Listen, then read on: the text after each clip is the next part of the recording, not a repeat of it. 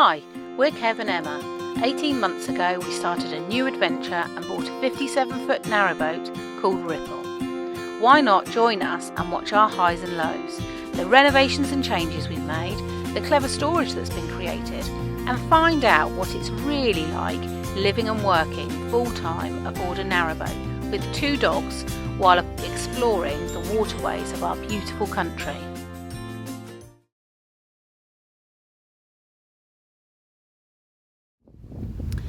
So you'll probably see from my attire that it's no longer summer, and the video you're about to watch, it's very much summer.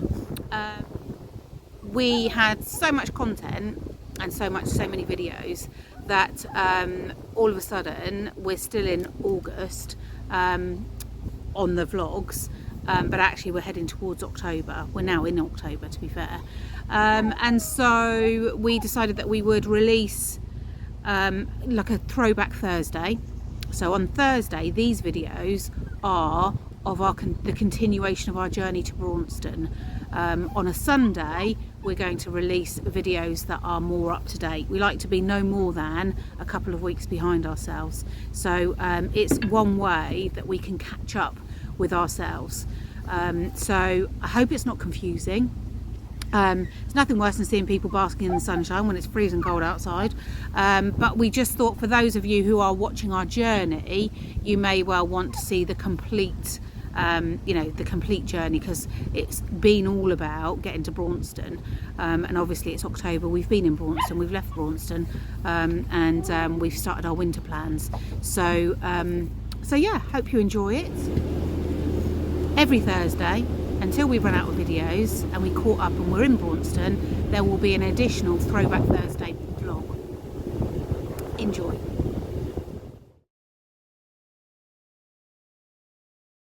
So here is our mooring.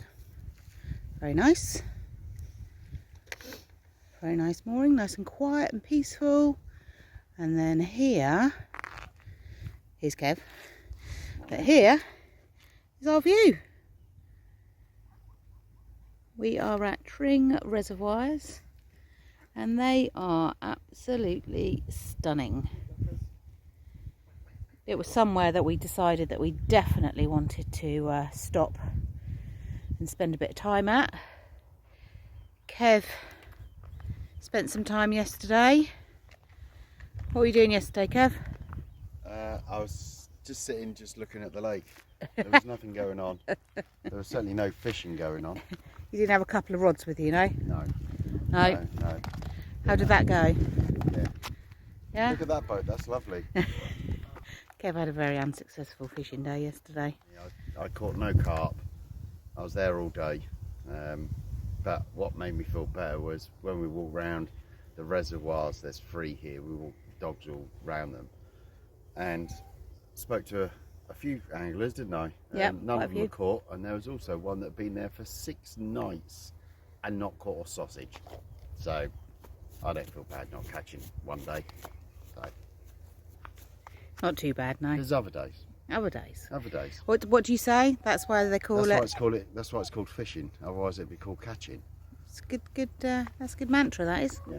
So as you can see, this is Lake 1, which is this Marsworth This Reservoir? is Marsworth Reservoir. This is the one that Kev fished yesterday. If any of you are wondering what all the buoy thingies are, in nice neat rows. yeah, there's hay bales apparently under there. It helps control the oxygen levels for the blue-green algae that appears this time of year. And then literally just over here there's another reservoir. I can't remember what this one's called. This isn't Tring. Tring's a bit further along, isn't it? Yeah. This is a different. They're called the Tring Reservoirs, but One. you've got Marsden, start.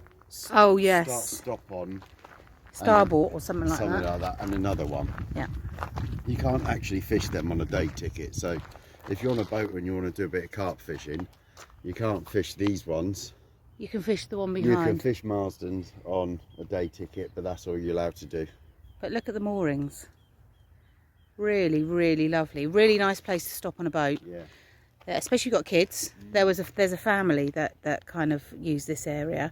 And you know, they've had barbecues, and there's rope swings in the trees, and the kids have been swinging and having fun. It's a really lovely place to stop. Really glad that we did. Beautiful black swan.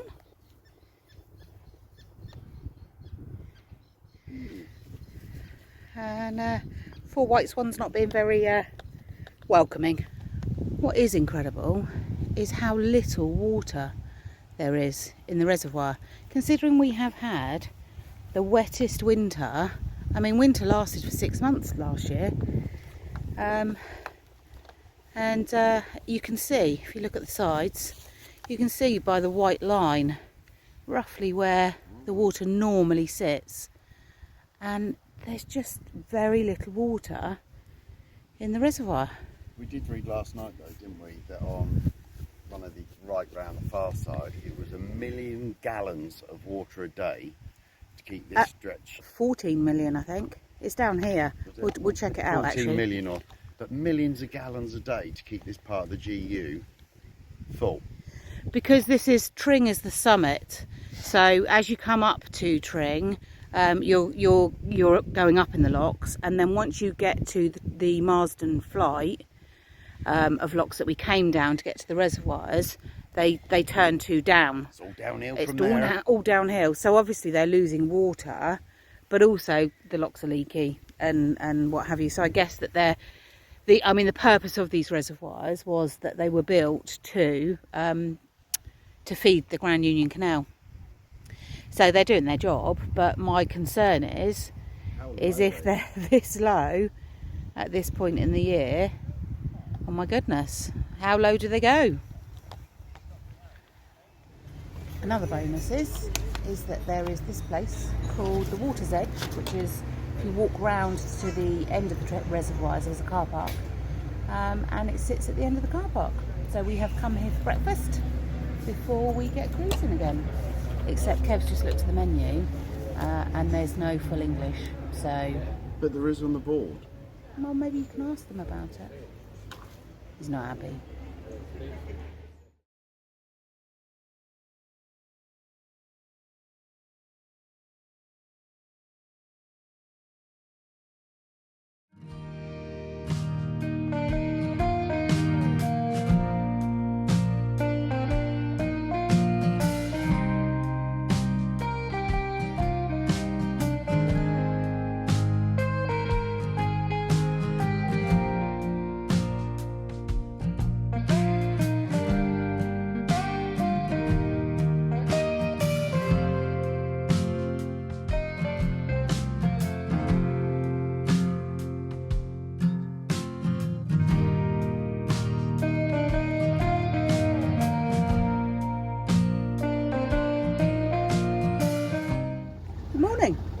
So we have had our breakfast at the cafe.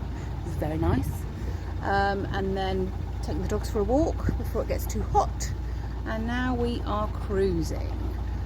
We need some supplies, so we need to head towards Leighton Buzzard, but that's 12 locks. Not sure we're going to get 12 locks done today, but we're going to give it a go. We're going to get as far as we can. Yeah, I was just trying to work out if I need to go left or right, but it's right. You need to go right, because the left is the Aylesbury arm. We're The just one that coming I up thought to... was that arm back there, but it's not. It's this one No, here. there are some beautiful houses on this junction. And up in the hill. Look at So that this, one to the and right. there's services here as well. Where? Well, you just had your app Oh, I open. didn't look. I was looking to see if I was going left or right. There's water, Elsan, and what have you Oh, it's round the corner. on this junction. Round the corner. Round to the corner to the right. Yeah. Oh, perfect. Yeah, so we're not going. We'd like to do the We'd like to have done the Aylesbury arm, but Don't have time. we haven't got time for that. So No we time for that. are not. We are just going to keep going and head towards Leighton Buzzard. Look at the angle of this bridge. So we're coming straight down the canal, and the bridge looks like It does like, right turn. It like does, a right actually. turn. I can see I through think it. it's okay. Yeah, it is. I can see through it. I thought I'd film just in case we had a moment. Oh, look. Oh no. Swing bridge. Swing bridge ahead.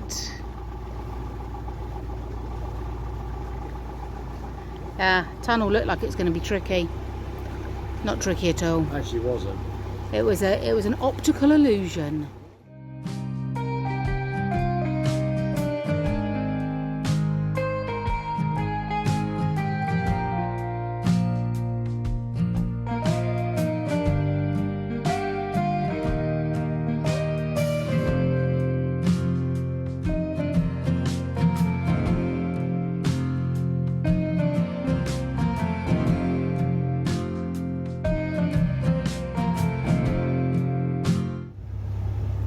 It is a beautiful day today, really lovely, and actually it feels like we're back out in the countryside, which is really nice.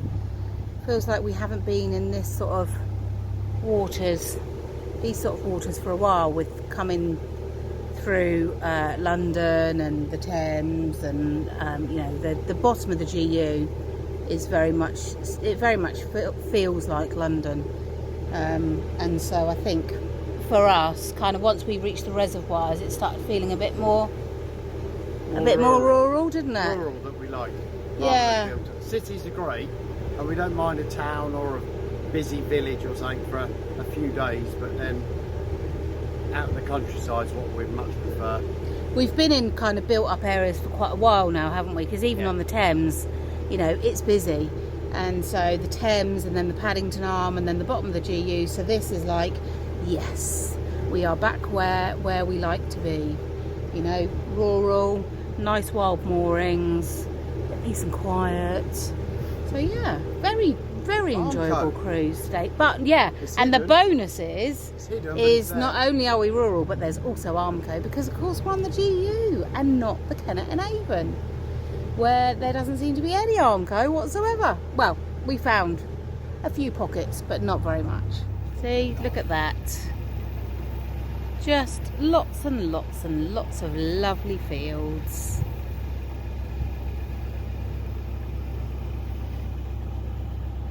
And then round this side, we do actually have a little boat club, Dunstable District Boat Club.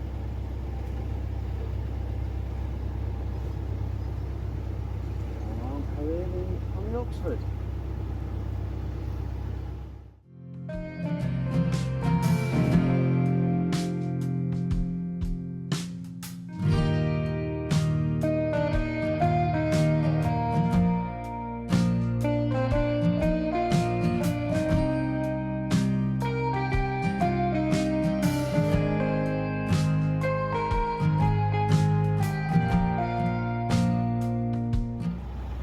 That was a first for me at that last lock. There was a dead, first of all I thought it was a dog. Oh yeah, you're right. But it was a dead swan behind the gate. I just sort of said to Kev, what, you know, do I open the paddle? Do I not open the paddle? And we certainly weren't going to open the gate on it. But yeah, it's one of those situations where it's like, are we supposed to get it out? It was not smelling very fresh. So it wasn't really something we wanted to be doing, but it just feels a little bit wrong leaving it there. What would, has anybody else come across this? What would you do? But we did have one win. We did have one win on that lot. Oh, we did, yeah. I was so busy. I was so distracted by the swan and a little bit distressed, I'm not going to lie. But I crossed the gate to do the other paddle. Kev gets off, because we're going down, Kev will get off the boat and help. So he came round and found, you got it there? Look at that. A very nice windlass. So we've rehomed it. And Aaron doesn't like using, well, he doesn't like using the pink windlass, does he? No, so they always bicker over the blue and the pink one if I'm driving the boat. So Aaron can have his own windlass now. So there is a reason why if I see a windlass, I'll pick it up and bring it on the boat. Purely because what I don't want to do is go, I'll leave it there for somebody else. We have enough windlasses. I don't want to leave it there for somebody else. Purely because if kids get hold of it, it was on a lock, and then they've got the ability to drain locks and empty the water and everything. It takes a few bad apples, doesn't it? And next thing you know, all these boats that are moored up are all on the bottom. So yeah, I never absolutely. leave stuff like that lying around.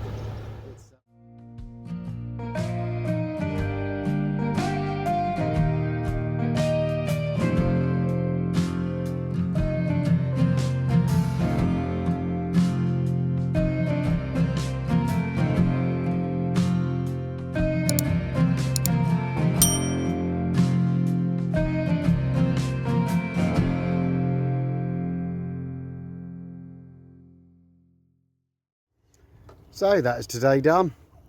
That was 8 locks. 8 locks. Yeah, 8 out of 12.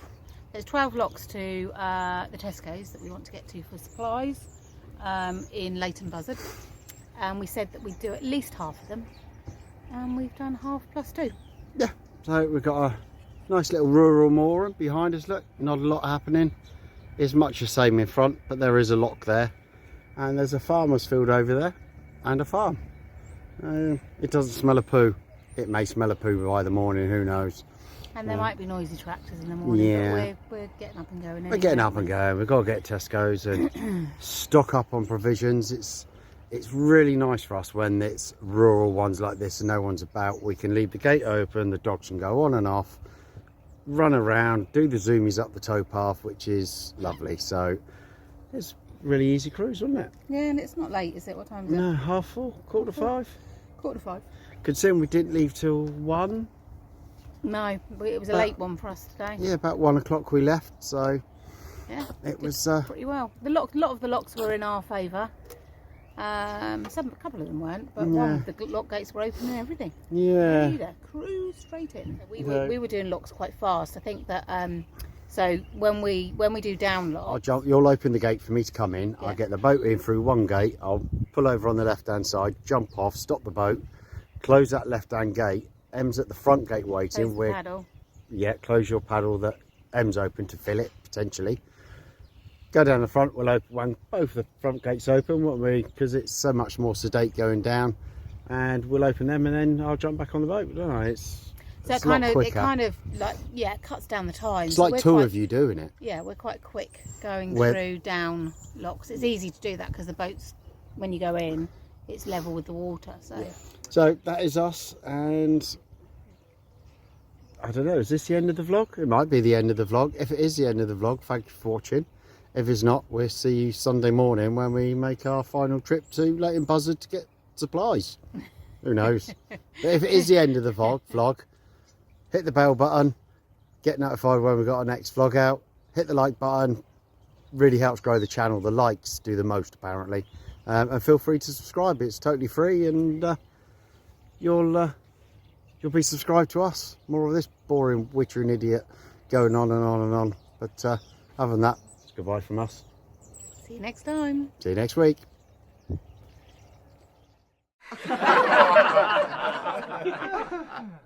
Bless him.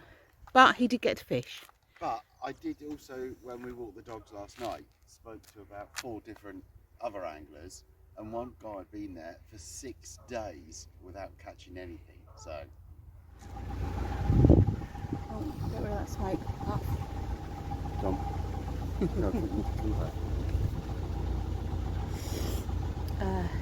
the Welford arm. Shocker, Kev had no idea where he was. Welford? No, Welford was the one we liked up further up.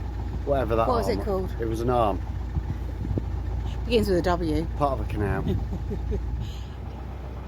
Oh, where are you going? I'm sorry, were you trying to get me in? Well, I'm standing in front of you, boy. Kev will get off the boat. He'll get the boat into the lock. Oh no. Yeah. Yeah, you're right. Yeah? Yeah, I'll get the boat into the lock. Yeah. On the left hand side, I'll Jump off. jump your